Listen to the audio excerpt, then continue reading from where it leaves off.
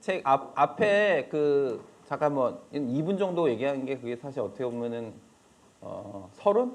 이거 서론인 것 같아요. 그러니까 저는 이제 사실 책 전체 읽어보니까 어떤 느낌이었냐면은 서론에서 본인이 이제 한 이야기를 세네 가지 쪽꼭지를 가지고 예전에는 이랬는데 지금은 어떻다 이런 개념으로 얘기를 한 다음에 그거를 이제 뭐 대안이라면 대안이고 대응 방안 뭐 이런 거를 좀 생각을 한 것 같아요. 그러니까 근데 그 모든 방안이 저자의 말로 비로소 얘기하자면은 효과가 크진 않을 거다. 뭐 이런 얘기를 하고 있는 것 같고요. 그래서 들어가면서 여기 나온 것처럼 그때 그러니까 1990년대부터 2018년까지 시기를 스위트 스팟이라고 보는 거고 그때에 이제 네 가지 어떻게 보면 특징이 있는데 하나는 중국과 동유럽의 경제가 부상을 했다. 그건 우리가 알고 있는 사실이잖아요. 그리고 선진국 경제 인구가 좀 바뀌었는데 선진국뿐 아니라 중국도 바뀌고 전 세계적으로 좀 바뀌었다는 얘기를 하고 있는 거고요. 그 다음에 이자율이 낮았다는 부분이 좀 있습니다. 그러니까 이자율을 1990년대부터 90년부터 2018년까지는 이자율이 낮았어요. 그리고 지역별로 조금 다른데 어쨌든 불평등에 대한 상황이 좀 바뀌어가고 있는 것 같아요. 그런 상황들이 바뀌었다. 이게 이분이 주장하는 거고, 그러니까 여기서 보시면 첫 번째가 이제 중국의 변화에 대해서 좀 보시면은 1990년대부터 2018년대까지는 중국의 도시나 인구는 증가를 했고 반면에 미국의 도시는 오히려 4%가 줄었고 그 시기에 또 중국은 WHO에 가입을 했죠. 또 그리고 그거를 이제 매해마다 미국이 최애국 대우를 승인을 하게 돼 있고 미국과 중국은 사실은 어떻게 보면은 아메리카라고 아니고 차메리카라고 했다든가 뭐 이런 얘기가 있더라고요. 그래서 협력 모드였는데 지금은 어떠냐? 중국은 생산 인구가 계속 감소를 하고 있는 거죠. 그것 때문에 중국의 디플레이션 기능이 축소가 되고 있다. 그러니까 중국이 원래는 전 세계가 인플레이션으로 흘러갈 수도 있던 거를 중국의 생산 인구가 늘어남으로써 디플레이션 압력을 주고 있었다고 여기는 주장을 하고 있는 거거든요. 근데 그게 줄어들었고 그 다음에 미국의 대중국 규제가 예전에는 WHO에 가입하고 뭐 해마다 하고 있지만 WTO가 WTO네요. 근데 이제 지금은 뭐냐면은 반도체 규제나 IRA 같이 이제 규제를 하고 있는 상황이고요. 그다음에 그러니까 선진국 인구 구조가 변경이 됐는데 뭐냐면은 1990년대부터 2018년까지는 부양 인구가 늘어난 거예요. 왜냐하면 베이비붐 세대가 이때부터 노동시장에 갑자기 들어왔어요. 그것만큼 중요한 게 뭐냐면 그 전에는 유급인 여성의 일자리가 많지 않았던 것 같아요. 근데 우리는 이제 저는 이제 통계는 모르지만 이분이 자료에서 제시한 걸 보면 유급인 여성의 일자리가 굉장히 많이 증가가 됐어요. 그런 이유 때문인지 모르지만 27년 동안 유효 노동공급이 2배가 증가했다고 얘기가 되고 있고요. 그 다음에 실질 임금은 감소했습니다. 지금은 어떻게 되냐? 2019년 이후에 베이비붐 세대가 우리만 은퇴하는 게 아니라 미국도 은퇴를 하고 글로벌적으로 전체적으로 은퇴를 하고 있고 이제 그것뿐 아니라 이제 출산율이 감소를 하는데 요즘 우리가 겪고 있는 거죠. 0.75명 뭐 이런 거. 뭐 일본은 먼저 겪은 거고 중국도 이미 굉장히 낮은 출산율을 겪고 있는 상황이라는 거고요. 불평등에 대한 부분도 스위트 스폿인 시기에는 중국하고 미국의 임금비는 감소를 했습니다. 2018년까지 감소를 했다고 그래요. 그 다음에 그러니까 임금 불평등이 사실은 증가했어요. 아까 얘기했던 비숙련 노동자의 임금 상승이 둔화가 된 영향. 그 다음에 금융위기가 중간에 계속 있었잖아요. 그때마다 자산이 갑자기 확 늘어났잖아요. 근데 비숙련 노동자에 해당하는 분들, 말하자면은 뭐 우리가 얘기하는 하위 20% 30%에 해당하는 분들은 혜택이 전혀 없고 상위 10%에만 혜택이 돌아가는 또 그런 방향으로 뭐 정책도 집중이 되고 그렇게 제한도 되고 그랬던 것 같아요. 그런데 현재 2019년 이후에는 어떻게 되냐면은 이분이 책을 썼던 2021년까지 얘기로 보면은 세계적인 노동인구는 증가를 하고 있죠.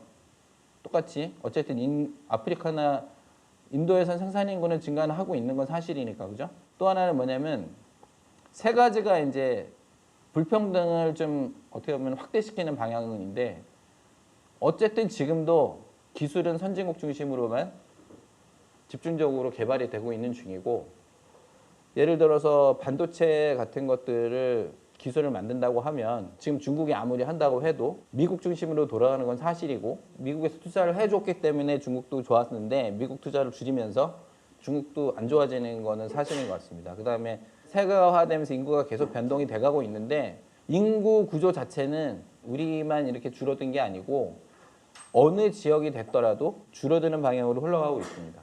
그다음 이자율인데, 앞에서 이제 그 2분짜리 영상에서도 보신 것처럼 2018년까지는 인구가 증가가 된다는 말 자체가 결국에는 통화량이 고정돼 있다면, 인구가 늘어나면 디플레이션 압력이 가해질 수밖에 없는 거고요. 왜냐하면 돈이 줄어드니까. 그러니까 이제 어쩔 수 없이 통화는 팽창 정책을 쓰지 않으면 디플레이션을 견뎌내기 때문에 이자는 낮춰야 되는 거고요.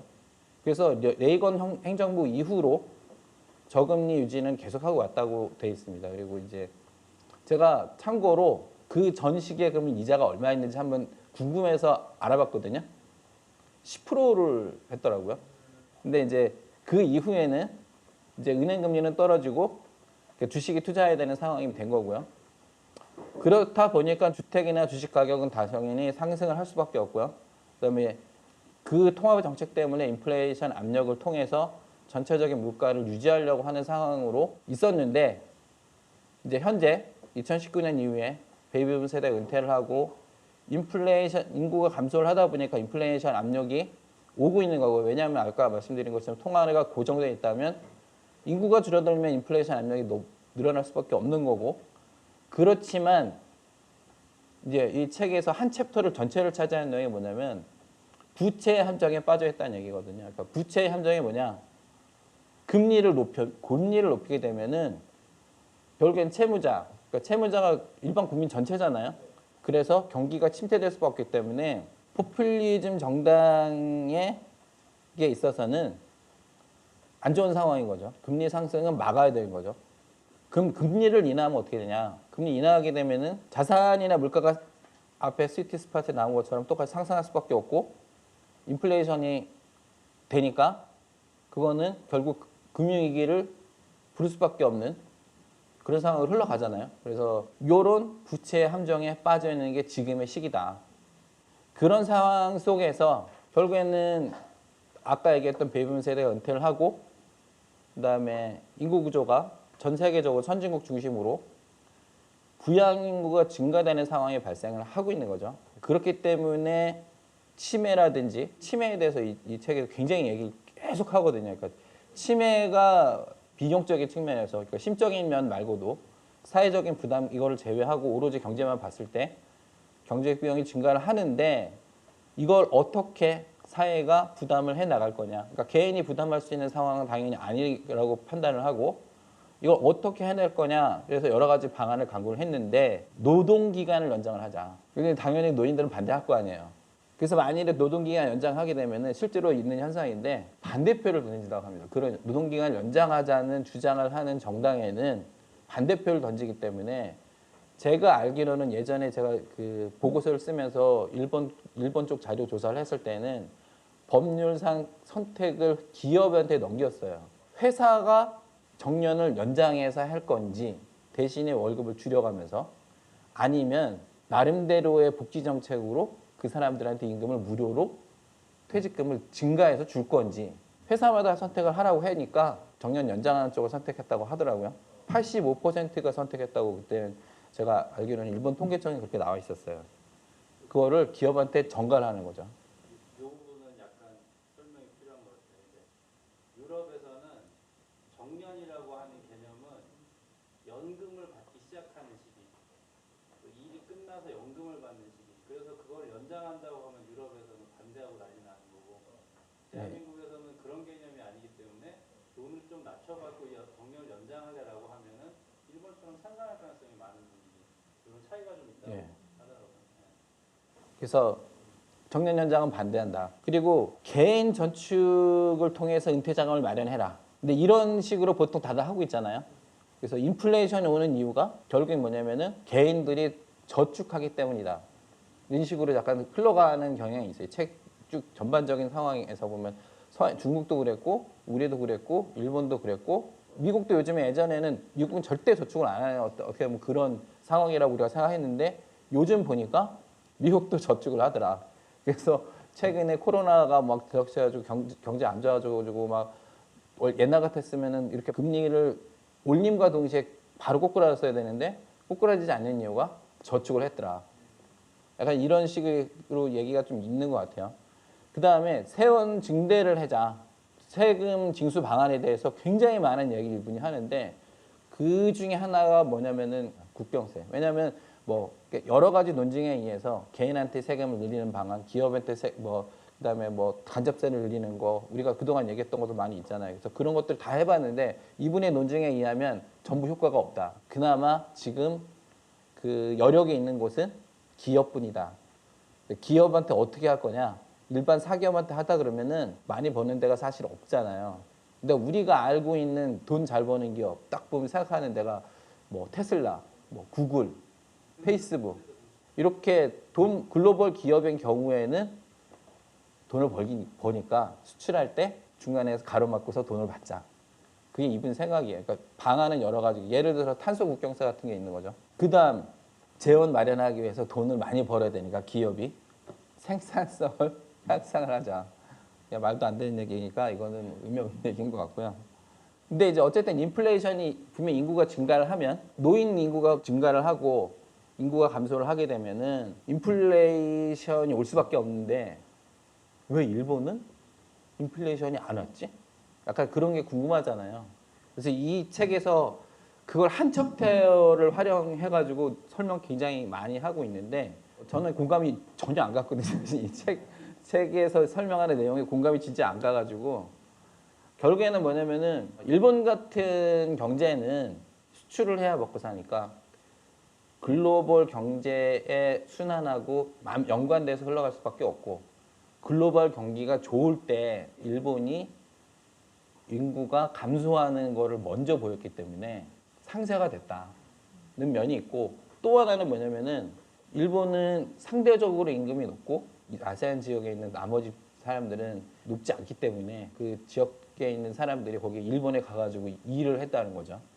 그 또 하나는 뭐냐면은 일본도 인구가 감소되는 시기가 있기 전에는 여기 나온 것처럼 여성 인구가 사실은 업무를 하질 않았는데 여성들이 업무에 이제 유급 일자리에 들어오는 상황이 이제 시작된 거거든요. 한 10년도 안 됐다고 하더라고요. 그래서 그렇기 때문에 글로벌 인구 감소 대응 방안을 일본의 사례를 통해 연구하는 거는 부적절하다. 이게 이분의 생각인 것 같아요. 그래서 이제 아까 얘기한 것처럼 이제 저자는 인플레이션에 대해서 어떻게 이제 해야 되냐라는 생각을 가지고 봤을 때 세 가지 이제 생각을 하신 것 같아요. 그래서 하나는 뭐냐면은 인도나 아프리카가 중국을 대체하는 거예요. 거긴 인구가 많이 늘어나고 있으니까. 그렇지만 우리가 아는 아프리카는 발전 가능한가요? 그죠? 우리 상식적으로 우리가 불가능하다고 생각을 하잖아요. 이 책에 나와 있는 내용은 뭐냐면 세 가지 전제를 가지고 생각을 해야 된다고. 최대 세 가지. 뭐냐면은 그 회사가 그 나라가 기존에 경제 발전을 이렇게 본 경험이 있냐 이거예요. 아프리카는 없잖아요. 원래 자본을 가지고 뭔가를 해본 경험이 없기 때문에 얘네도 좀 어려울 거다. 두 번째는 뭐냐면은 물류 이동이 쉽냐 물류 이동. 물류 이동에 대한 부분에 경제를 하려고 그러면은 사실 물류 이동이 되게 자유로워야 되잖아요. 근데 그러니까 중국은 가능하죠. 공산당이 하기 때문에 그리고 나라도 국경이 하나이기 때문에 그냥 막 하면 되죠. 인도도 돼요, 그거는. 근데 아프리카는 안 되잖아요. 아프리카는 콩고 민주공화국에도 맨날 전쟁하고 있는데 거기에 있는 물적 자원을 이집트에 보내줄 수 있냐? 안 되잖아요.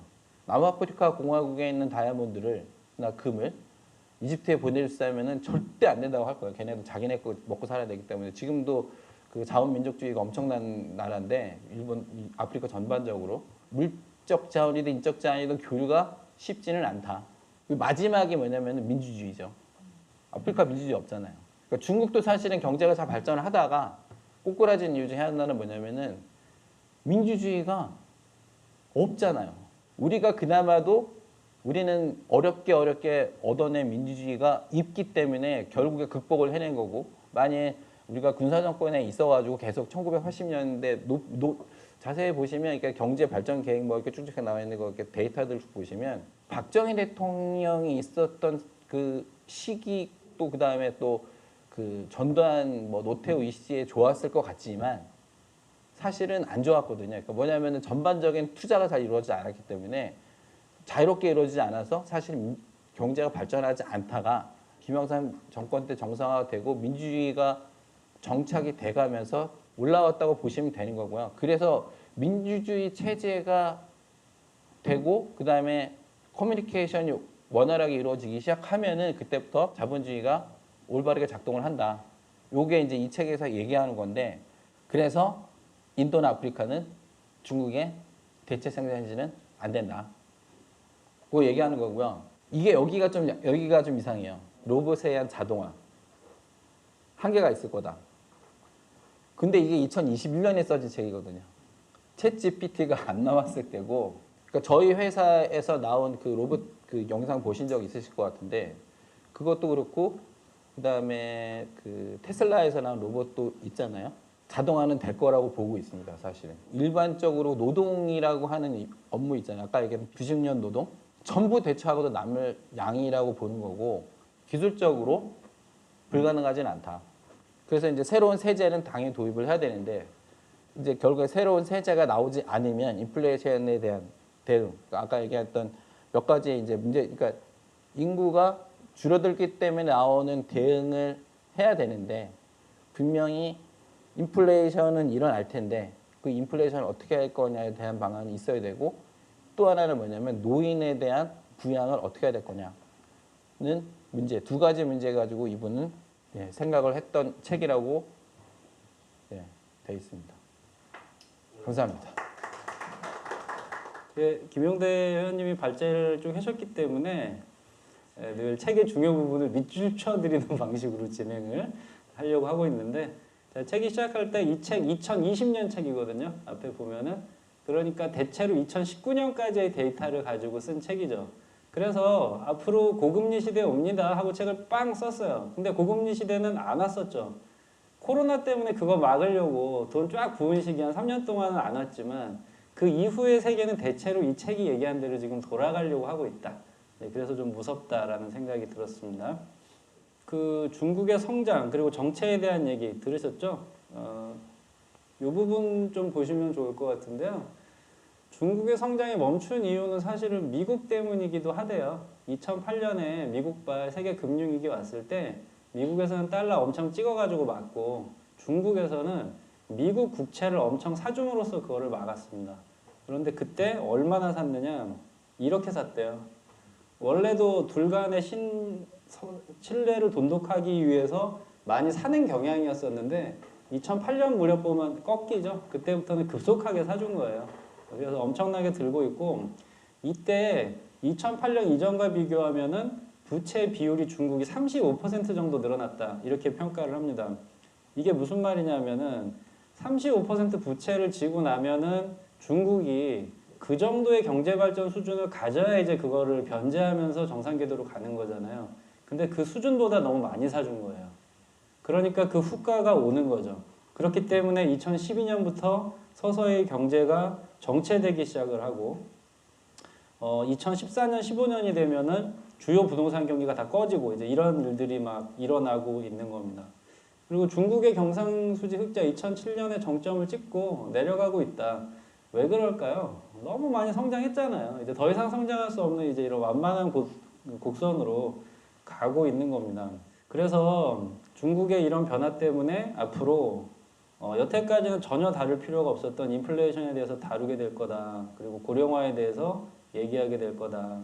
그리고 기술 혁신이 필요한데, 왜냐하면 노동력의 투입으로 경제를 돌리던 시기가 이제 끝났잖아요. 중국이나 미국이나. 그러면 그거를 극복할 수 있는 기술 혁신이 필요한데 그런 쌈박한 기술 혁신이라는 게 쉽지 않다. 이제 이렇게 얘기를 했습니다. 그러니까 김용대 의원님도 뭐 기업의 기술 혁신 설명할 필요도 없이 안 된다 딱 이렇게 얘기하더라고요. 이제 기업에 계신 분들은 아는 거죠. 그거 안 돼. 뭐 이렇게 그런 얘기입니다. 그래서 얘기 중에 중요한 부분이요. 지금 보면 1990년대에 인구 정점 찍은 나라들이 어디라는 거예요. 일본, 독일에서 먼저 찍었고요. 1990년대에. 미국과 영국에서는 2010년에 찍었다는 거예요. 약간 무서운 얘기인데 일본이 인구 정점 찍은 게 1999년이거든요.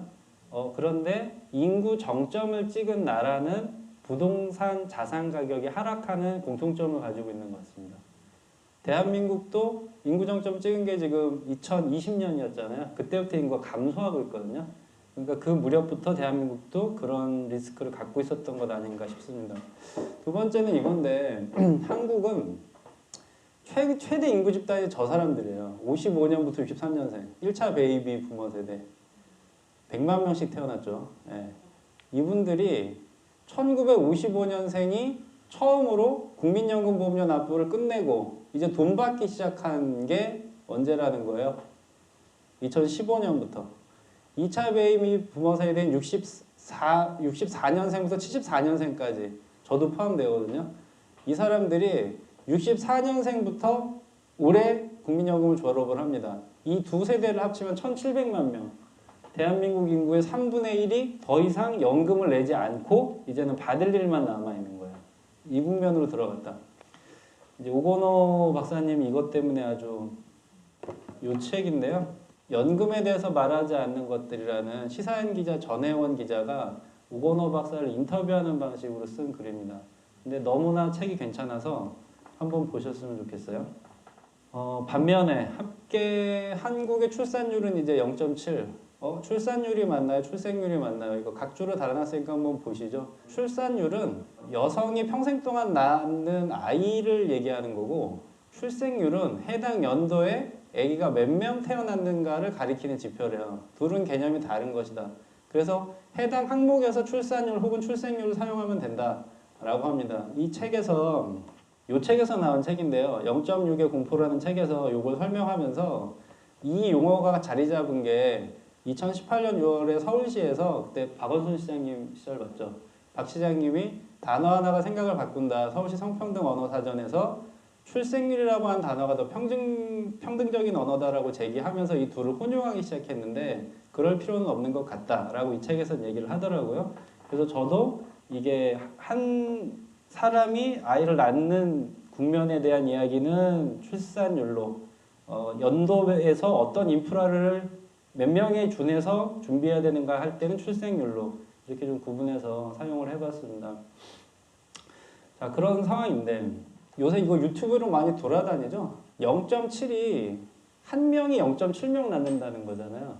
근데 정확히 생각해보면요. 여자 혼자만 낳는 게 아니기 때문에 두 명이 0.7명 낳는 거예요. 그래서 200명으로 계산하면은 140명 낳는 거고 그 140명에는 남녀 반반이겠죠. 그래서 다시 한 세대가 넘어가면은 98명만 남는 거예요. 60년 지나가면 인구가 절반이 날아가는 현재 이런 출산율에 되어 있다. 그래서 이 책에서는 요 책에서 2060년 대한민국 예상 인구수가 3,300만 명이라고 얘기를 하더라고요.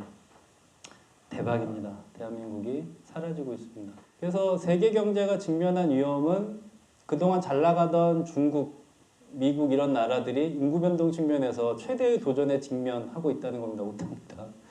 근데 이게 정말 중요합니다. 이 책에서 이걸 달리 얘기하면 세계 경제가 인구 변동으로부터 받는 데미지를 줄이려면 연착륙을 하려면 지난 수십 년간 지금 30년 동안이 계속 중국 때문에 호황기였다는 거잖아요.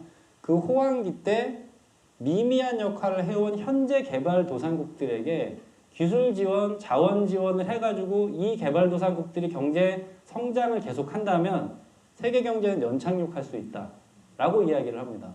그러면 그게 전체 세계 경제의 평등에도 기여를 하는 거잖아요. 윤리적으로도 올바르다. 이 대목이 나왔어요. 지금 이 책에서. 그럼 이 정책을 사용하는 것이 대한민국에도 필요하고 적절한 정책일 수 있다라고 하는 겁니다. 위기이긴 하지만 역으로는 현재의 상황은 평등화의 압력이 진행되고 있다라고 하는 겁니다. 이거는 제일 좋은 시나리오. 두 번째 나쁜 시나리오는 뭘까요? 노인들이 너무 많고 이런 게 문제가 되는 거잖아요. 한 방에 해결하는 방법은 전쟁입니다. 또 환경을 어렵게 하면 노인들은 죽어요. 예. 나라에서 돈이 안 나가고 하면은 노인들은 죽어요. 그럴 수밖에 없잖아요. 간병인이 없는 순간 알츠하이머, 뭐 치매 죽는 겁니다. 그러면 일부러 그러려고 하는 것은 아니지만 정책 기반자들 입장에서는 국민들이 거대한 채무 집단처럼 되는 상황이, 그러니까 국민과 국가의 이해관계가 반대되는 상황이 올 수 있다라고 하는 거예요. 예를 들면 그 미국에서 지금 어떤 그 상품이 있냐면은 가난한 사람이 사업 그 생활에 실패해가지고 자기가 들었던 생명보험료를 낼 수가 없어요. 의료보험료를 생명보험에 가입해서 거기서 의료보험을 받고 있었는데 그러면 그 의료보험을 팔아요. 보험사에. 그럼 보험사가 그 사람이 생존해 있는 동안 보험료를 대납해 줍니다. 그럼 이 사람은 의료보험 혜택을 받죠. 이 사람이 죽으면 그 보험료는 보험사가 가져갑니다. 그럼 이게 의외의 상품이냐? 300억 원 규모의 대규모 상품 시장이라고 하더라고요. 근데 이게 상반이지 않나요?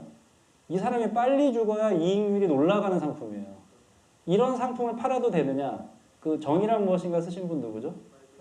샌델이 돈으로 살 수 없는 것들이라고 하는 책에서 상품화돼도 되는 거냐라고 하는 개념으로 얘기한 그런 거거든요.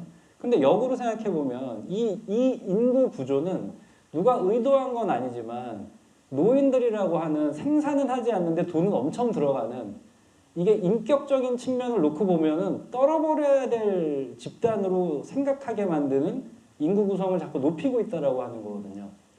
좋은 시나리오는 이거지만 나쁜 시나리오는 전쟁이다. 전쟁 얘기가 자꾸 나오죠.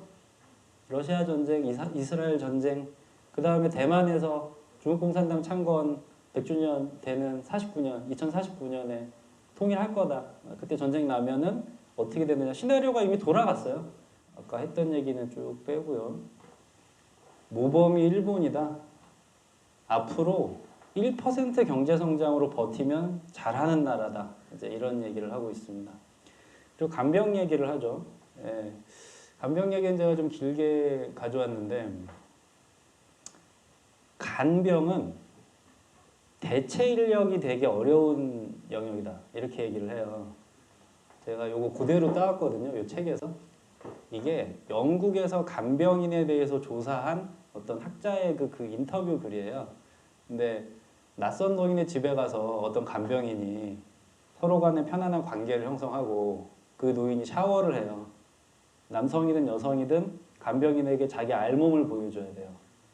그 관계, 그게 얼마나 특별한 원숙함과 숙련을 필요로 하는가. 환자가 안전하게 느끼는지 두려워하는지 간병인의 태도에 따라서 그 병자, 노인은 엄청난 두려움을 가질 수도 있고 편안함을 느낄 수도 있다라고 하는 거예요. 그런 차이를 만들어낼 수 있는 것도 그 사람들이다. 그런데 그 사람들을 기본 간병이라고 부른다는 거예요. 낮춰 부르는 거죠. 기본적인 간병. 그래서 이거를 낮잡고 있다. 노인이 음식을 입에 넣어서 삼키도록 하고 노인의 자존감이 손상되지 않게 예의를 갖춰서 목욕을 시키고 초기 치매 환자와 이야기를 나누는 일은 품격, 배려, 존경을 갖고 수행해야 되는 엄청난 기술적인 일이라고 하는 겁니다. 높은 EQ를 요구하는데 보수는 낮아.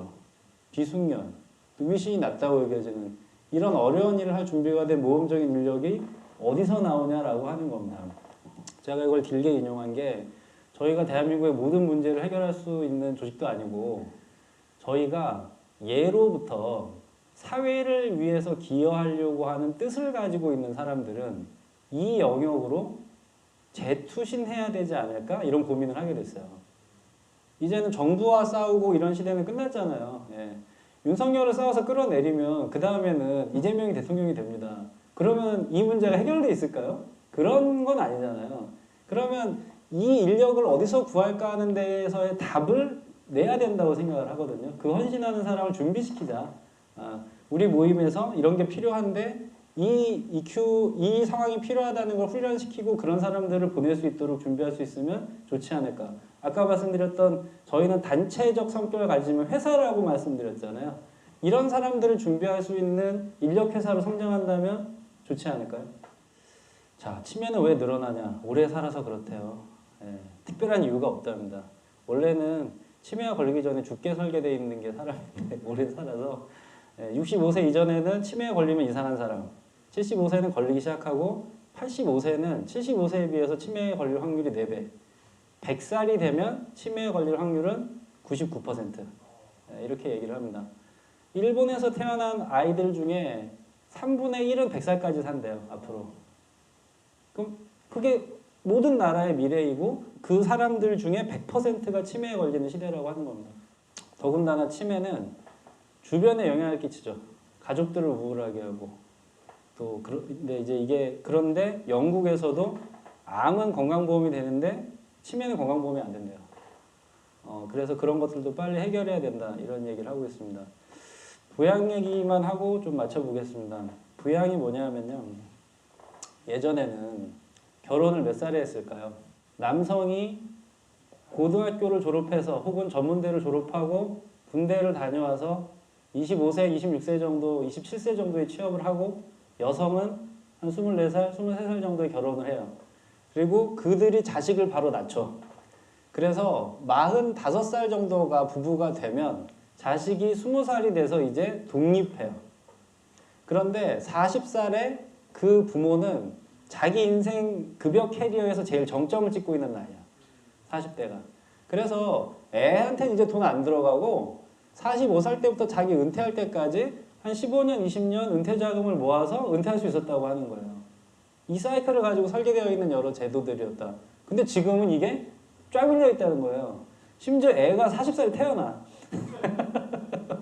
산후조리원 가면. 저도 그렇습니다. 제 첫애 애가 39에 낳는데 애를. 그래서 이걸 준비하지 못하고 저축이 줄어든다는 얘기를 아까 김용대 의원님 발제한 것처럼 그렇게 이야기를 한 거고요. 예. 그래서 우리는 이 사람들은 자기 노후를 준비하지 못한 채 아이들에게 쫙 자기 돈을 쓰고 노후 자금을 쓰고 사실은 약간 가벼운 주머니로 은퇴가 되는 거예요. 예.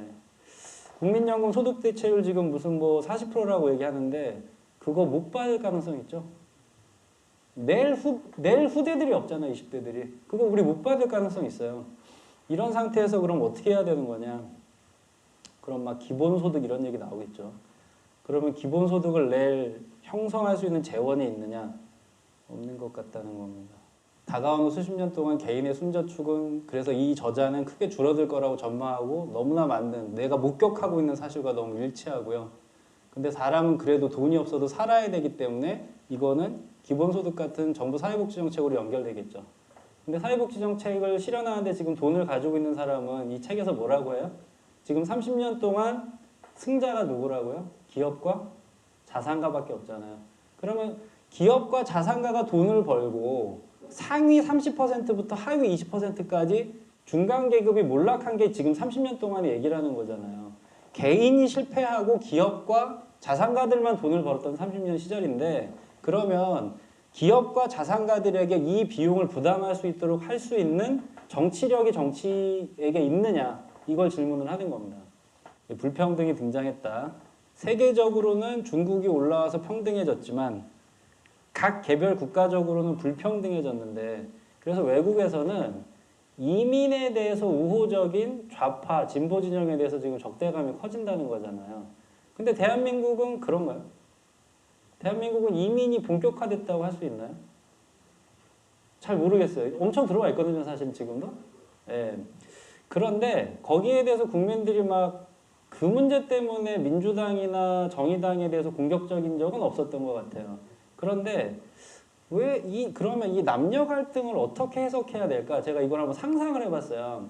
그런데 80년, 90년 이전까지는 여성 인력이라고 하는 거는 산업에 들어오지 않는 인력이었었습니다. 그런데 이 여성 인력이 들어오기 시작한 것에 대해서 그러면 여기서 이 책에서 몰락했다라고 한 하층 노동자들은 그거에 대해서 반발하고 있는 걸까? 대한민국에서 남녀 갈등은 혹시 마치 서구권에서의 그 외국인 인력 수입 같은 갈등을 혹시 내포하고 있는 건가? 이런 고민을 좀 해보게 됐습니다. 근데 딱 일치하는 것 같지는 않아요. 왜냐하면 그 몰락하신 분들은 30대, 40대 분들이어야지 맞는데 지금 이 갈등에 천병에 있는 분들은 20대 남성들이거든요. 그래서 청관율 기자가 분석한 20대 남자, 이거 20대 여자라는 책이랑 짝이죠. 천관율 정한울 씨가 쓴 책에서 분석을 한 거를 보면은 20대 남자들이 반페미니즘이 된 배경은 딱 두 가지다. 한 가지는 학교에서의 경험. 학교에서 성적이 여자들보다 안 나와, 내가. 그런데 취업을 한 다음에 회사에서 하는 일은 내가 더 잘하는 것 같아. 이런 정서를 가지고 있다는 거야. 두 번째는 결혼과 연애에서 실패한다는 겁니다. 잘 생각해보면 한국 사회에서 취업 사회가 두 개로 나눠져 있다는 얘기 우리가 반복해서 확인했죠. 공공기관 대기업으로 가는 친구와 그렇지 않은 친구와. 그래서 이 시험에서 경쟁에서 밀렸다라고 하는 이야기는 사실은 상층보다는 하층으로 갔던 케이스가 많은 것이고 그 사람들은 급여가 연봉 3천만 원 되는 사람들은 결혼이나 연애 시장에서도 완전히 취급을 제대로 못 받았었다라고 할 수 있는 거죠. 그런 친구들이 지금 페미니즘에 대해서 굉장히 반발을 하고 있다라고 하는 그런 약간 그런 게 도출이 되는 것 같습니다. 이것이 여기서 전체적으로 얘기하고 있는 그런 몰락한 계층에 연동되는 제일 대표 표준인 것 같기는 해요. 예. 그래서 요건 앞으로도 좀 뭐라고 해야 될까요? 그러니까 이 사람들을 그냥 일베다라고만 할 게 아니라 왜 이런 구조가 형성됐는지에 대해서는 계속 같이 얘기를 해줘야 된다라고 생각을 합니다. 정의당은 영석이 됐지만 이준석은 살아서 돌아왔어요. 무슨 얘기냐면은 여기에 대해서 반응이 있다라고 하는 거예요. 네, 그래서 극빈층은 보호됐습니다. 소득 20% 미만은 정부가 보호하고 있어요. 그런데 그 위부터 상위 20%까지는 알아서 살아남으라고 방치되어 있고 이 불만을 어떻게 할 건가가 제일 문제가 되고 있습니다. 민주당은 이곳을 보호하는 정당인가? 정의당은 극빈층을 보호하는 정당인가? 혹은 소득 백분의 70에서 20% 구간을 보호하는 정당인가? 고민이 되는 거죠. 한 가지 확인된 건 조국 혁신당은 저 중에서 몇 %에 해당하는 사람들이 지지하는 정당이에요? 상위 20% 이상이 지지하는 정당입니다. 그리고 민주당도 거기에 연계되어 있는 거죠. 예. 그래서 윤석열을 반대한다는 것만으로는 소득 백분이 70에서 20%, 30년간의 세계화에서 소외된 패배한 집단들을 구제하는 데는 크게 도움이 되지 않는다는 것이고 그 정책을 어떻게 다시 구현할 것인가 그 이야기입니다. 이게 오타가 났는데 대한민국에서 하위 20% 연봉이 3,180만 원이더라고요. 그리고 상위 30% 연봉은 9,700, 한 1억 정도 됐습니다. 그래서 여기에 들어가느냐 못 들어가느냐가 현재 대한민국에서 가장 치열한 경쟁이다. 구혜근 씨가 그렇게 이야기를 하고 있죠. 그래서 우리 정치가 앞으로 어디를 지지 집단으로 해야 되는가 이런 그 주제를 좀 화두로 남기면서 발제 마치겠습니다. 감사합니다.